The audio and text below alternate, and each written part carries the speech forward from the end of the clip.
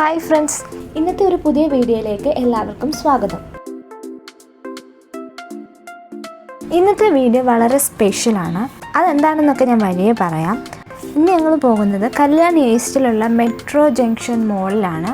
ഞങ്ങൾ താമസിക്കുന്നിടത്തു നിന്നും ഒരു അരമണിക്കൂർ കൊണ്ട് നമുക്കവിടെ എത്താം. ട്രാഫിക്കൊന്നും ഇല്ല എങ്കിൽ ഇവിടെ ഷോപ്പിങ്ങിനും കുട്ടികൾക്ക് കളിക്കാനും ഒക്കെ ഉണ്ട്. ഇവിടെ വന്നതിൻ്റെ മെയിൻ ഉദ്ദേശം സിനിമ കാണാനാണ്.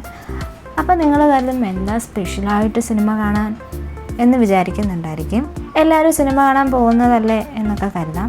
പക്ഷേ എൻ്റെ ലൈഫിലെ ആദ്യത്തെ തിയേറ്റർ എക്സ്പീരിയൻസ് ആണ് ഇന്നത്തേത്. ഇത്രയും വർഷത്തിനിടയിൽ ഞാൻ ആദ്യമായിട്ടാണ് സിനിമ കാണാൻ പോകുന്നതും, അതും തിയേറ്ററിൽ. ഞാൻ വളരെ ഹാപ്പിയാണ്, ഭയങ്കര സന്തോഷമാണ്. ഈ ഒരു ദിവസം ഞാൻ ഒരിക്കലും മറക്കത്തില്ല. എൻ്റെ മോൻ്റെയും ആദ്യത്തെ തിയേറ്റർ മൂവി എക്സ്പീരിയൻസ് ആണിത്.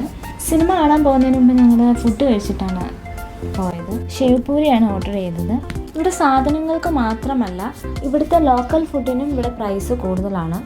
അത്ര പോരായിരുന്നു ഫുഡ്, എങ്കിലും ഓക്കെ.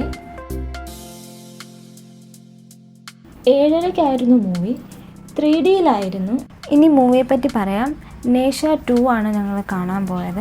ഇത് ചൈനീസ് ആനിമേഷൻ മൂവിയാണ്. 2019 പുറത്തിറങ്ങിയ നേഷയുടെ കണ്ടിന്യൂഷനാണ് ഈ മൂവി. ചൈനീസ് മിതോളജിയുമായി ബന്ധപ്പെട്ടാണ് ഈ മൂവി. ആത്മാക്കൾ നഷ്ടപ്പെട്ട നേഷയും അബിങ്ങും അവരുടെ ശാരീരിക രൂപം വീണ്ടെടുക്കാൻ പാടുപെടുന്ന കഥയാണ് ഇതിൽ പിന്തുടരുന്നത്.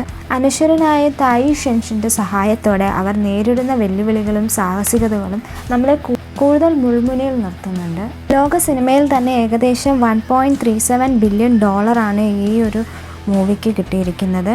ഈ നേട്ടം കൈവരിക്കുന്ന ആദ്യ ചൈനീസ് മൂവി കൂടിയാണിത്. പേഴ്സണലി എനിക്ക് ഭയങ്കരമായിട്ട് ഇഷ്ടപ്പെട്ട ഈ മൂവി. നിങ്ങൾ ആരെങ്കിലും ഈ മൂവി കാണാൻ പോകുന്നുണ്ടെങ്കിൽ 2019 നേഷ കണ്ടതിന് ശേഷം നേഷ 2 കാണാൻ പോവുക. എൻ്റെ ഈ ആദ്യത്തെ തിയേറ്റർ എക്സ്പീരിയൻസിനൊരു പ്രത്യേകതയുണ്ട്. ഇതൊരു സ്പെഷ്യൽ സ്ക്രീനിങ് ആയിപ്പോയി. കാരണം ഈ സിനിമ കാണാൻ വേണ്ടി ഞാനും ഹസ്ബൻഡും മോനും പിന്നെ വേറെ 2 പേരും മാത്രമേ ഉണ്ടായിരുന്നുള്ളൂ. അതുകൊണ്ട് ഈ മൂവി ഫ്ലോപ്പാണെന്ന് ആരും കരുതരുത്. എനിക്കൊരു വിഷമം തോന്നിയത് ആനിമേറ്റഡ് മൂവീസ് ഇന്ത്യയിൽ അക്സെപ്റ്റ് ചെയ്യുന്നില്ല. കാരണം ഇങ്ങനെയുള്ള മൂവീസൊക്കെ കുട്ടികൾക്ക് മാത്രം ഉള്ളതാണ് എന്നാണ് പൊതുവെയുള്ള ധാരണ. മാത്രമല്ല ആനിമേറ്റഡ് മൂവിയോടുള്ള ലെസ് അക്സെപ്റ്റൻസും ലൈക്സ് വ്യൂവർഷിപ്പും പിന്നെ ഈ കാരണങ്ങൾ കൊണ്ട് ഉണ്ടാകാൻ പോകുന്ന ഫിലിം മേക്കേഴ്സിന് ഉണ്ടാകുന്ന ലോസും കൊണ്ടാണ് ഇന്ത്യയിൽ നല്ല നല്ല ആനിമേറ്റഡ് മൂവീസ് ഉണ്ടാകാത്തത്.